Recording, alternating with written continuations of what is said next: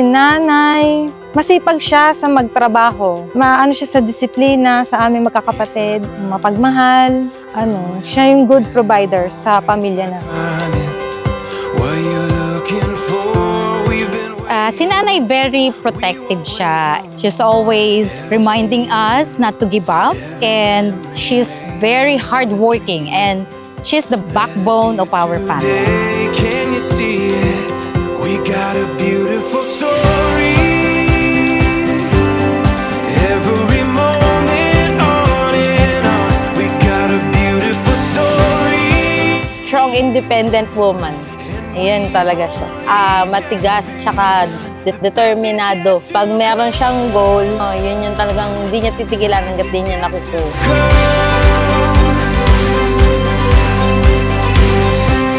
Live here at Valencia Crown Asia Clubhouse. Welcome to the fantabulous celebration of Nanay Daisy Piche. I am your host. My name is Sarah Cara David from I Can See Your Voice. Ladies and gentlemen, at this moment, we celebrate not just an event, but the love and bond that keep a family strong. 70 years of being a loving mother, a guiding light, and an inspiration to everyone blessed to know her. Today, we honor not just the years, but the life she has shared so generously with her family and friends.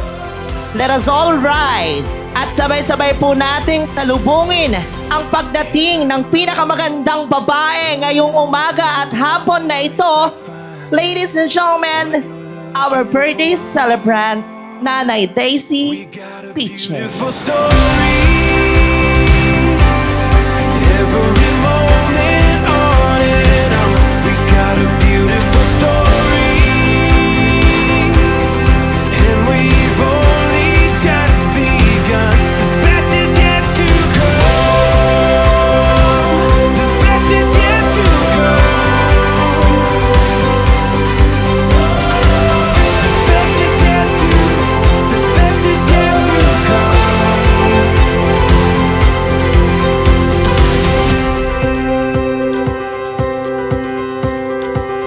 Nanay Daisy, kamusta po ang inyong pakiramdam na at the age of 70, kasama niyo po ngayong hapon na ito ang mga taong nagmamahal sa inyo? Masaya. Todo na po yung kasiyahan, no? Oo, talaga. Talaga, mother. Welcome sa aking mga bisita. Mag-enjoy kayo sa aking party.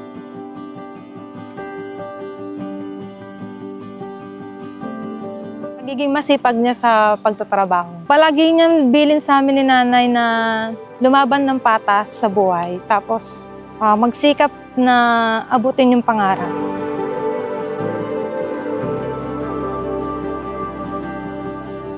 Pagiging hardworking niya, I think naman ako sa kanya. Yung strong determination. Kasi we're really nothing before. Like super poor. Yeah, so she's the one who always pushing us, you know. How could I ever begin to describe it? We got the whole world before us. Kasi kami yung lagi magkasami. So, everyday, andun yung love and care. Pero kasi, yung way niya kasi of loving, is on a tough way. Siguro kasi yung age gap namin, masyado na malayo. Pero mabait na nanay talaga siya.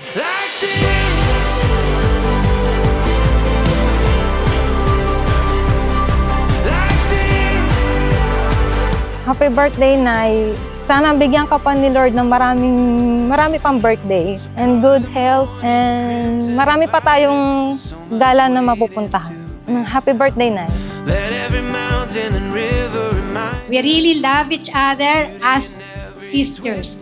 Happy birthday, Daisy. Sana umawak pa ng malawak ang birthday mo. And how could I ever begin to describe it?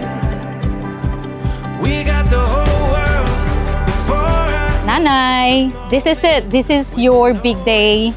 This is your dream birthday. And I just want to thank you for everything, for all the support, for all the wisdom. And every time I'm reading the Proverbs 31, it describes you because you're a woman of dignity with strength and wisdom.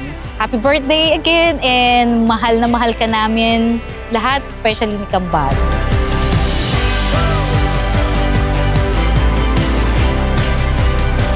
Pinilit kong makauwi dahil yun ang gusto mo. Ano't ano man ang mangyari. Eto lang ako. Basta tandaan mo, mahal na mahal ko. Happy birthday ulit.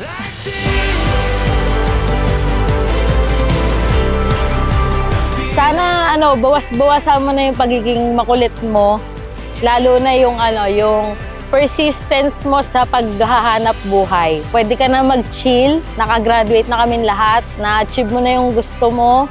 Chill na lang sa buhay. Enjoy mo na lang yung life na deserve mo. Happy birthday. Kahit lagi tayo magkaaway, love na love kita. This is as good as it could get. You give me something that I never will forget. A feeling like this.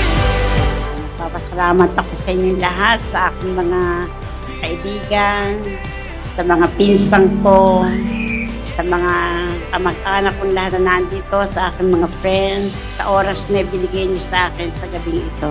Maraming salamat lahat sa inyo.